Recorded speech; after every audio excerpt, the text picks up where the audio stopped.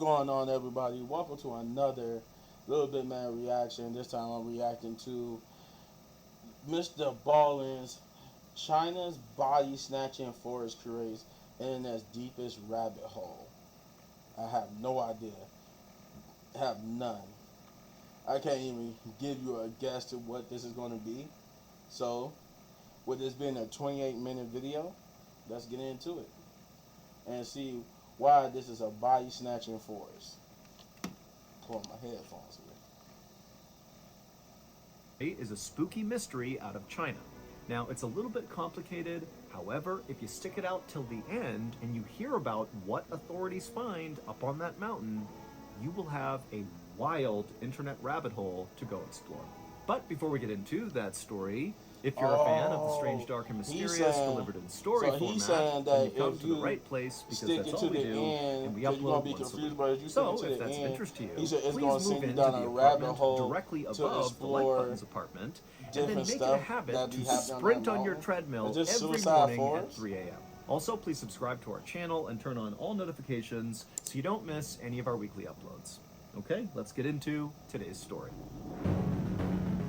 Yeah, this about Suicide Forest, then I already been down that rabbit hole.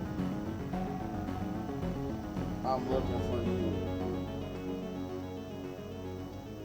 At 5 a.m. on September 30th, 2008, a 61-year-old man named Xian Tiesheng finished getting dressed inside of the bedroom that he shared with his wife in the city of Beijing, China.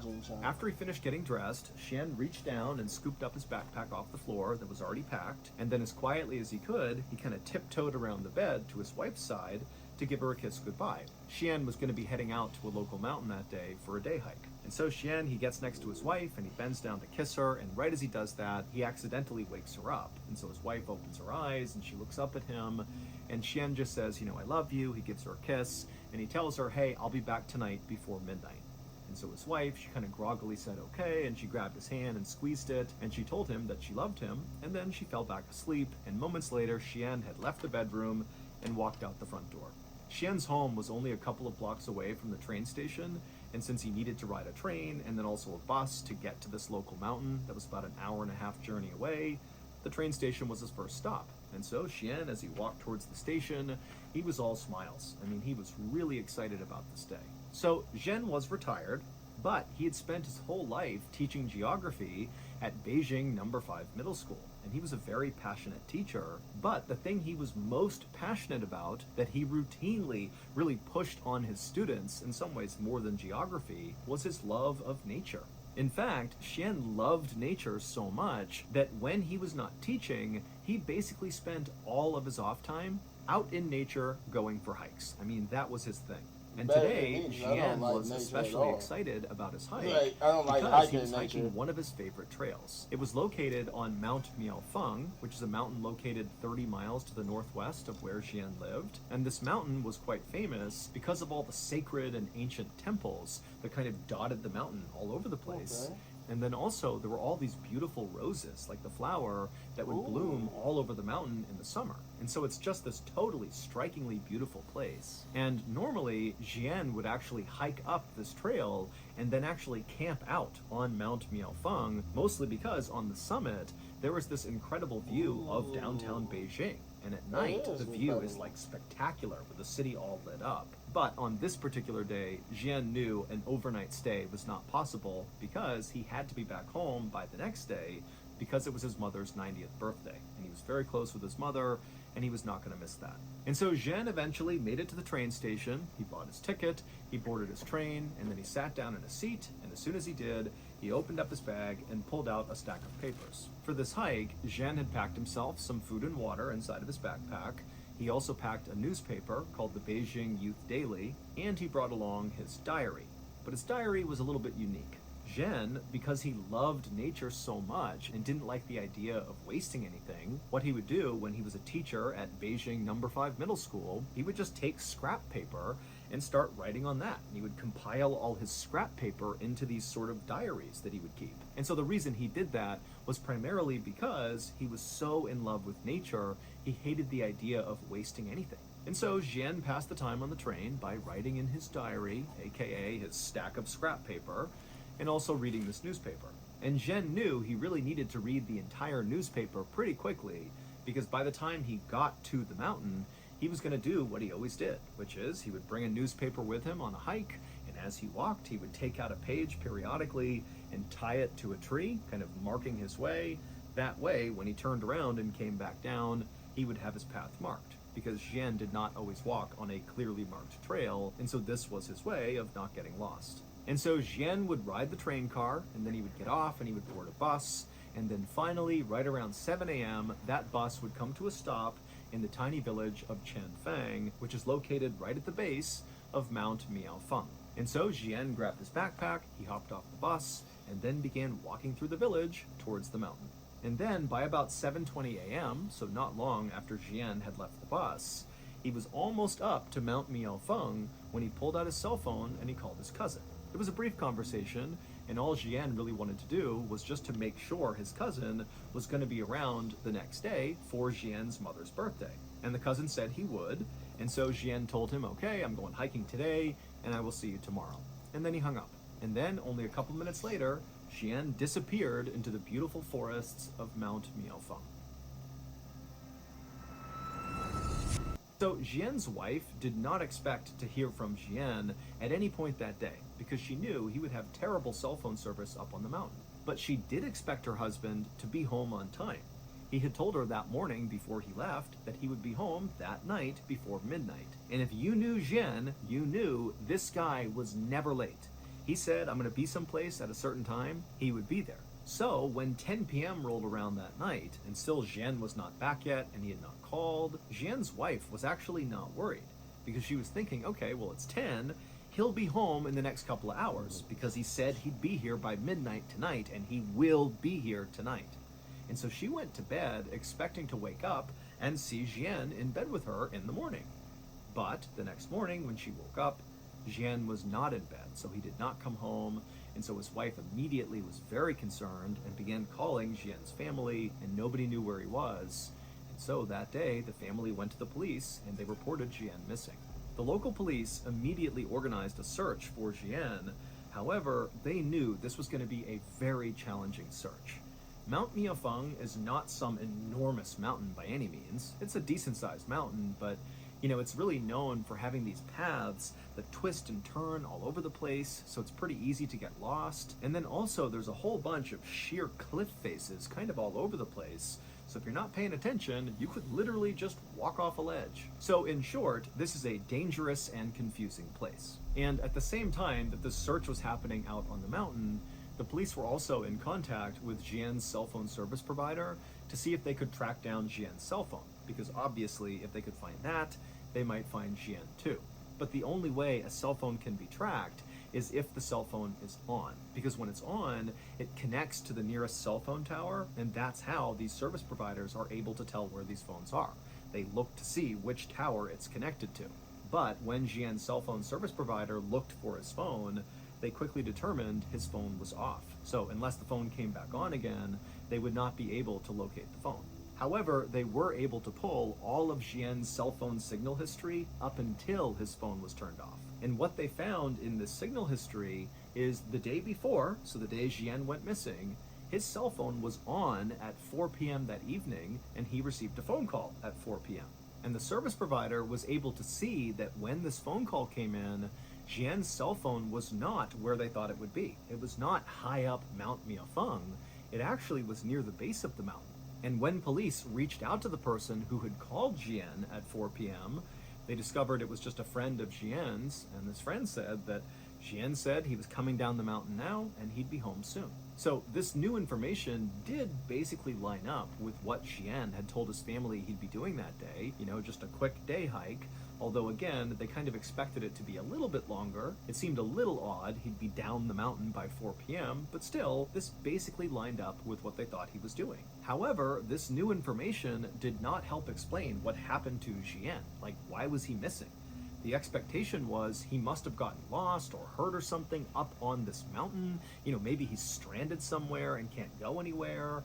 But now, based on this phone call, it sounded an awful lot like Zhen was not even on the mountain when he disappeared. So where was he? Police had already checked all the bus stations and train stations in the area. to see if I maybe guess Jian they took was a right. different way home or I'm like, something. wait, I got But confused. when they Didn't they went to say he all these was different up on the mountain? stations, there was no evidence that Jian had been to any of them. And there was another problem. Members of Jian's family told the police about Jian's habit of tying newspapers to trees to mark his trail as he hiked. And the family told the police that Jian did this every single time he hiked, and his wife told the police that for sure she knew her husband had brought along a copy of that newspaper. So by all expectations, there should be markers up on that mountain, literally leading searchers to wherever Jian went. But after an entire day of searching Mount Miaofeng, they didn't find a single newspaper anywhere. For the next several days, this big search for Jian continued, but nothing was found. That is, until October 7th, so 1 week after Jian had vanished. On that day, Jian's cell phone service provider noticed that Jian's cell phone had suddenly turned back on. And the phone was not on or near Mount Miaofeng. Instead, it was located 36 miles away from the mountain at a train station called Beijing West Railway Station. Now, the cell phone was only on for a couple of seconds, but it was on long enough for the provider to confirm that it really was in that location. And so the police immediately dispatched a team to go to Beijing West Railway Station and see if they could find Jian. But when they got there, Jian was not there, his phone was not there. They looked at all the security footage, there was no sign of Jian. They searched the surrounding areas, nothing. And on this day, at basically the same time that police are at this railway station trying to make sense of, what's going on with his cell phone, a villager from Chanfang Village, which is that little village that sits at the base of Mount Miaofeng, came forward with a very strange story. He said on the day that Jian disappeared, this villager was at his little shop. He sold walnuts to hikers that were making their way towards Mount Miaofeng. It was basically like snacks for the hike. And he sees this guy walking up through the village towards the mountain, and he looked exactly like Jian, because now Jian's face was on the news, and this villager had seen it, and so he felt like he had seen Jian. And so this villager said, this guy who looked exactly like Jian walked up and actually stopped at this villager's shop to buy some walnuts. And this villager and this man who looked like Jian, they just chatted for a few minutes, and at some point, this guy who looked like Jian, asked the villager, hey, these are great, but where else can I buy walnuts? I want to buy other types of walnuts and bring them back to my family. And so this villager was like, oh yeah, well, the best walnuts in all of Beijing are actually located about 30 miles away at the base of another mountain. It's called Tietua Mountain, and there are vendors over there who sell the best walnuts. So that's your answer right over there. And then after the villager said this guy who looked just like Jian, it's like everything changed for him. It's like his expression changed, his tone changed. It's like he's been given this information that's changed his life, about these walnuts. And he says to the villager, okay, I'm gonna go there right now. And without saying anything else, this man just turned and began quickly walking away from the walnuts, back through town, back towards the bus stop. So away from Mount Miaofeng. In theory, this guy is going to the bus to what? Commute 30 miles to this other mountain, Tietua Mountain, to get these walnuts? I mean, the villager does not know this guy, but even he felt like this is bizarre. This guy comes up, he's buying snacks to go hike Mount Miaofeng. He seems really excited about it. And I offhandedly mention these walnuts, and he's like, boom, I'm out of here. I'm gonna go 30 miles to this other mountain to get these walnuts. It just seemed weird. And then when police spoke to Jian's family about this new information, they would learn that Jian did not have a special interest in walnuts, and neither did his family. And even if there was a reason why Jian just really wanted these walnuts, he would not have had time in that day to take the bus 30 miles to Tietua Mountain, get these walnuts, go 30 miles back, and hike up Mount Miaofeng, because he can't stay the night. He needs to come back tonight in order to go to his mother's birthday party the next day. So it just made no sense. But this walnut thing was basically the only lead police really had, because everything else was a dead end. And so they decided to shift their search area from Mount Miaofeng to Tietua Mountain. And pretty much right away, they saw something that gave them hope that Jian could be here. They found pages from the Beijing Youth Daily newspaper tied to trees on the mountain. And when they looked more closely at the newspapers, they found the publication date of this newspaper lined up with the copy that Jian would have had with him on the day he vanished. And so, of course, the searchers just began following this trail of newspapers, hoping Jian would be at the other end. Show you. For 2 days, searchers very diligently followed this trail up the mountain. It kind of wound around, and they went pretty slowly because as they're moving, they're constantly checking everything around. They don't want to miss any clues. But finally, after 2 days of following this trail, they eventually found something. The newspapers led them to a campsite. Now, the campsite was abandoned, but there was a bed of hay, there was some used water bottles, and some toilet paper. And so just from the looks of it, this campsite looked relatively active, like somebody had been staying here recently for at least a day or two. And so it seemed pretty likely, based on everything else, that this was Jian's campsite. And pretty quickly, after searching the campsite, they found something that virtually guaranteed that this was his campsite. Authorities found this plastic bag that was sitting next to the bed, and inside of the bag was a piece of scrap paper from Beijing No. 5 Middle School. And on this scrap paper was a note. And the note said Jian had indeed hiked up Tiatuan Mountain on September 30th. This would have been the day that he left, so the day he disappeared. And then on his way down, he said he got lost and was forced to spend the night out here. And so that explained the campsite. And then on October 1st, so that would have been the day after he spent the night out here, he said he was going to attempt to follow the ridge line down the mountain to a nearby village to safety.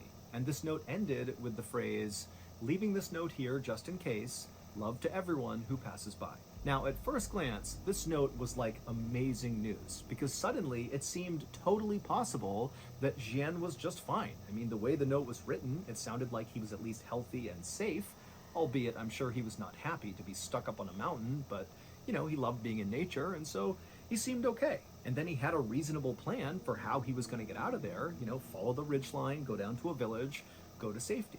But as the police analyzed this note, they noticed that some things were off about it. First of all, this note basically directly contradicts other facts of this case. Remember, cell phone records prove Jian got a phone call at 4 p.m. on the day he went missing from his friend, and his friend would report that Jian told him that he was coming down Mount Miaofeng and he'd be home soon. But according to the note they found, that was not possible, because the note said Jian at 4 p.m. on September 30th, the day he went missing, he would have been on Tiatuan Mountain, either hiking up or being in the process of getting lost and, ultimately making that campsite where he camped out for at least one night. And so in addition to this factual discrepancy with this note, another issue with the note was just the way it was written. Now, Jian's wife had a chance to look at the note, and she would say, "That is my husband's handwriting." But the note contained a bunch of very strange language choices that just didn't make sense for Jian to be using. For example, this note, which really should have been a first-person point of view, Jian has gotten lost, he's by himself, he's writing to the world, kind of letting somebody know what's going on with him, and so it really should have been written in the first person. Right. My name is Jian, I am lost, here's what I'm doing. Right. But the note was written in the third person.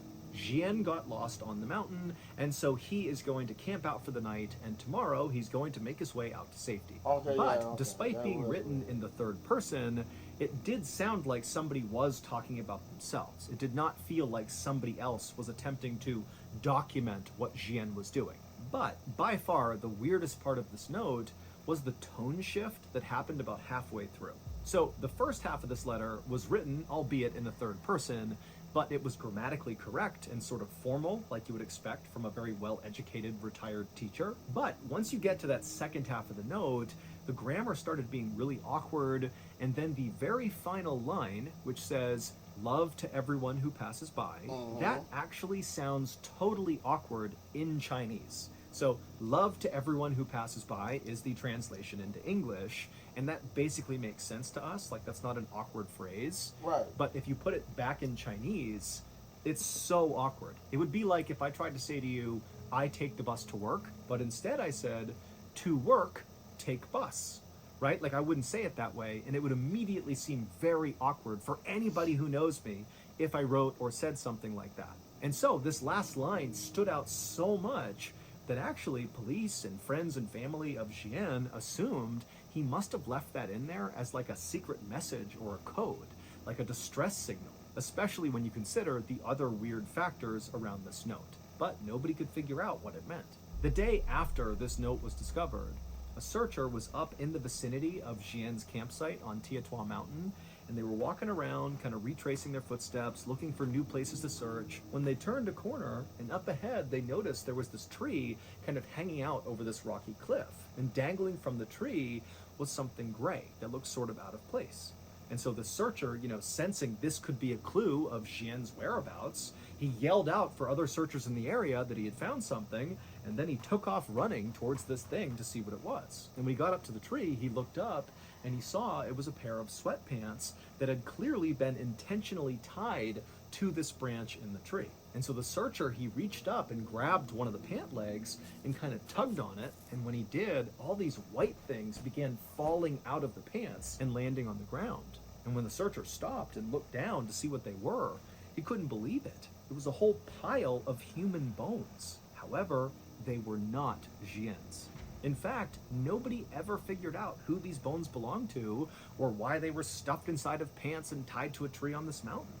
But the discovery of these bones would open up a whole new mystery, because after these bones were found, all the searchers came over and basically just began combing the area near these bones, and the police began uncovering body after body after body. They found 2 more sets of human bones stuffed into pants and tied to trees, and they found the other bodies at the foot of a cliff, and also inside of this well, and inside of this cave. And so in total, authorities found 10 sets of human remains in the vicinity near Xian's campsite, but none of the human remains belonged to Xian. Officials were only able to identify a few of the bodies, and they were not able to figure out how they died or whether or not foul play was involved. But the discovery of those bodies did mean one thing for Xian's case. It meant, all these people had previously gone up Tietua Mountain before Xian went up and vanished, and when these other people went up the mountain, clearly something horrible happened to them, and we don't know what it is. Is there a killer on the loose? Is there some animal or creature out there that's taken people out? We don't know. But what started to happen since Xian went missing and his story was all over the news in China is that all these other hikers who've been on Tietua Mountain before have begun sharing their experiences when they hiked up Tietua Mountain, and some of their stories about what they've seen on that mountain are horrifying. One person said they were walking up the mountain, they had their partner with them who was a little bit farther back the trail, and so they're kind of walking up on their own, and the first person, as they're walking up the trail, suddenly sees this guy just kind of come out of nowhere wielding an axe, and he walks up to this person, and all he says is, "Are you alone?" And the hiker's like, "No, my partner's back there, they're coming up here, what's going on?" But the axe man, he basically acted like he didn't even hear their answer, and he just asked it again, "Are you alone?" And the hiker was like, "No, my partner's back there." What the hell is going on And the axe here? man again just said, "Are you alone? Hey man, I'm about to Are punch you you in alone? the face. Are you alone?" And this axe person kept doing that Oh. until the hiker and their partner just turned and ran. And then another hiker shared a story about how they were walking up a trail on Tietua Mountain, and at some point they lifted their head up, and he saw a little ways up the trail, kind of off the trail, so in the tree line, were all these people, like this group of strangers, just standing there motionless, kind of half behind trees, like they were kind of trying to hide themselves, but also not. And they were just staring at this hiker, unmoving, not speaking, just staring. And so the hiker, they look up and they see this, and they were so unnerved so quickly that they just turned and left. And they had no idea who those people were. And so obviously we have no way of verifying these other hikers' stories about what they saw on Tietua Mountain. But when you combine their testimony with Xian's story, it really makes you wonder, what's going on up there? The official search for Xian was called off at the end of October, so roughly 1 month after he vanished. But unofficially, the search for Xian continues to this day. However, they still have not found his body, and basically no real progress has been made. Before you go, I just wanted to point out that we sell merch officially. We have no way of verifying these other hikers' stories about what they saw on Tietua Mountain, but Tietua Mountain? What in the hell? He said, "Are you alone? Are you alone? Are you alone?" I would be like, why do you keep asking me if I'm alone? And then another hiker shared a story about how they were walking up a trail on Tia, what they've seen on that mountain. They just kind of come out of nowhere wielding an axe. And he walks up to this person, and all he says is, "Are you alone?" And the hiker's like, "No, my partner's back there. They're coming up here. What's going on?" But the axe man, he basically acted like he didn't even hear their answer. And he just asked it again, "Are you alone?" And the hiker was like, "No, my partner's back there." I'm sorry, I had to go back because I'm like, what in the heck is going on here? Oh my God. Oh, yeah. Yeah. That was creepy. I thought this was about like Suicide Forest or something. Oh no, this was way worse. This was way worse. Because this is a story that has no conclusion. Like, we literally don't know what was going on up on those mountains. Like, holy crap. Baskets. Yeah, that was not a good story to watch late at night. That was not a good story to watch late at night. But you let me know in the comments down below what you guys thought. Yeah, that dude who just keeps saying, "Are you alone? Are you alone? Are you alone? Are you alone? Are you alone?" I've been like, dude, I'm about to knock you the hell out. Like, if you don't get out my face. Do you know how to get to Balls Canyon? Like, what the heck? No, get out of my face. But no, the other one though, when they said the person was just walking, they happened to look up, and it was just like people hiding behind trees, and they just like, I'm getting goosebumps. Like, I don't know if you guys can see it, but I'm getting goosebumps just thinking about it. Like, bro, like, no, it's like, I would have just, you hide behind trees, and he just said they just, like, heck, you know, man, I'm about to. He said he just turned and run. Yeah, I'm hightailing up out of there. I don't care if I got to roll down this damn mountain. What in the hell is going on? You let me know in the comments down below what you thought. But if you enjoy my reaction to this, you hit this button right there for all of my season 3 reactions. And if you enjoy the video so much you want to support the channel, you know what to do. Hit those buttons. As always, hit one of these videos for more of my amazing content. But yeah, got more. Peace. Ooh.